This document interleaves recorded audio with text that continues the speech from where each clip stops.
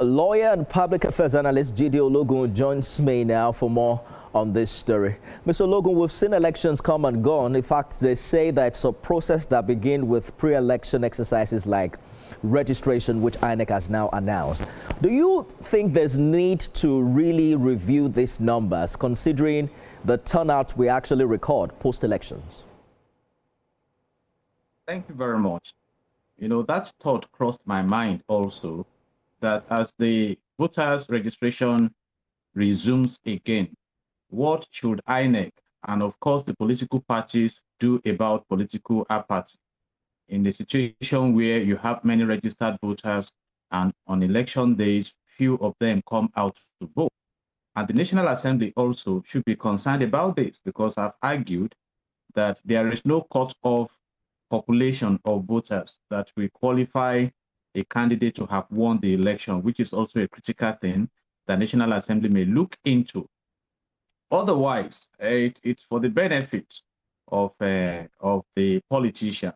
For instance, now, even though INEC has promised that the process will accommodate requests for transfer of registration, replacement of lost or damaged permanent voters card, a correction of personal information such as names, date of birth, and statement, you know, and things like that.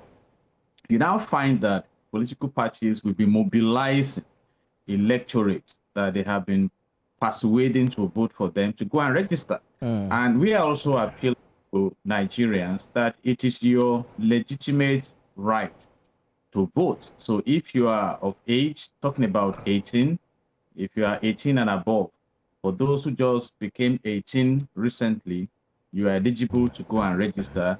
And for those who are above 18 and have not registered, you must be a citizen of Nigeria, and go and register. It's your legitimate right. I have argued that if we have entrusted some personalities with the power to manage the country and they mismanage the country, God will judge them, but we have to exercise our own mandate. And like I mentioned earlier, who have the responsibility to educate the electorate on the need for them not to allow apathy. Like I said, politicians, whether you come out to vote or not, their own loyal electorates will vote for them. And like a wise man said at the time, that if you want to correct the evil in the society, you've got to get involved. Otherwise, if you don't get involved, then you're allowing those who get involved to take the decisions.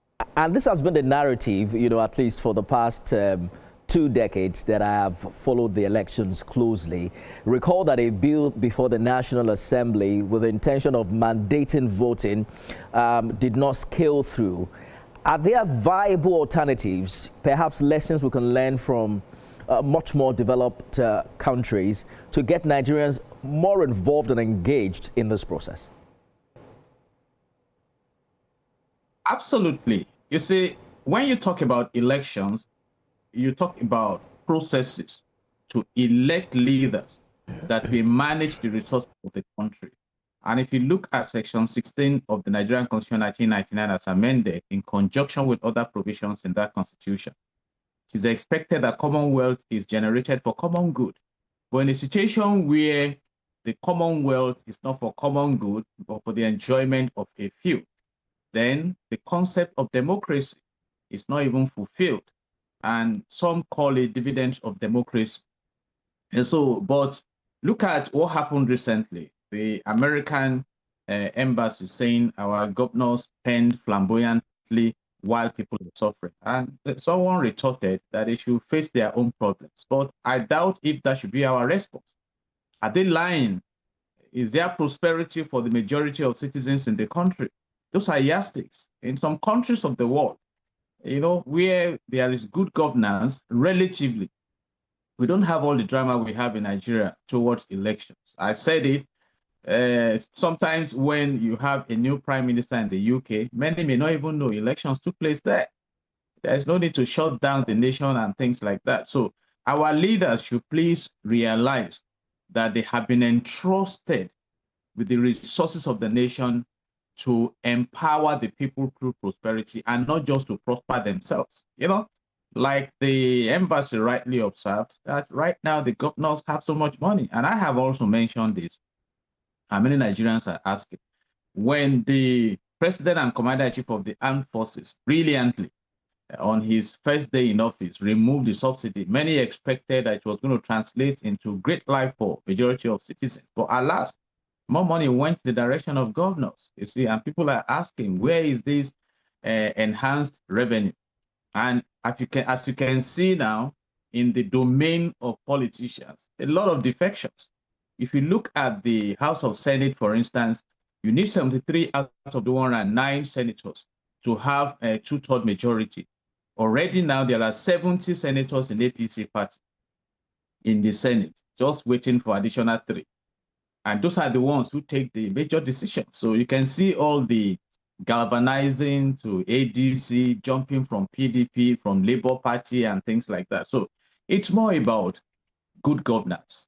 You know, it's just a structure for good governance. And Nigeria deserves good governance. And it's easy for our leaders to understand the concept of good governance. I mean, many of them travel abroad to some countries. They buy properties there, they invest there so much. You know, so what has attracted them? They send their children on education. Recently, our former president, Muhammadu Buhari, died in a UK hospital.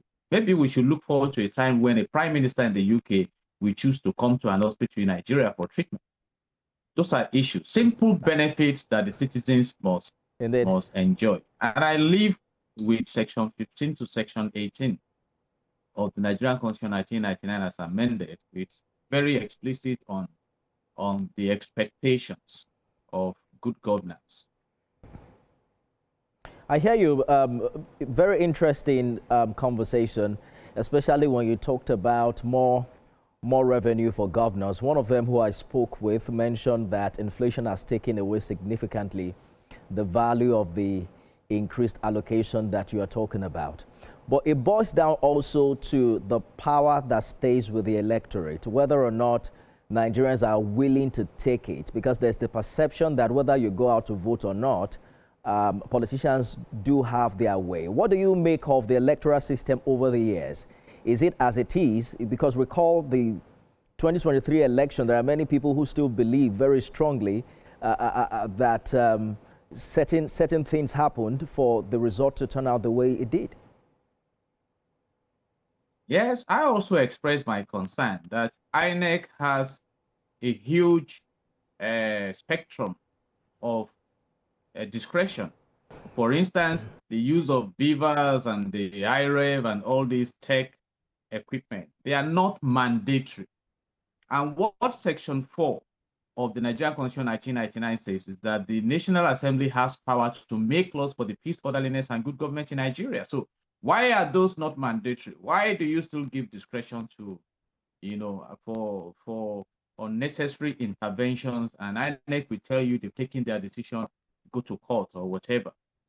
We need to be strict. But the big question now is, are the politicians not the beneficiaries?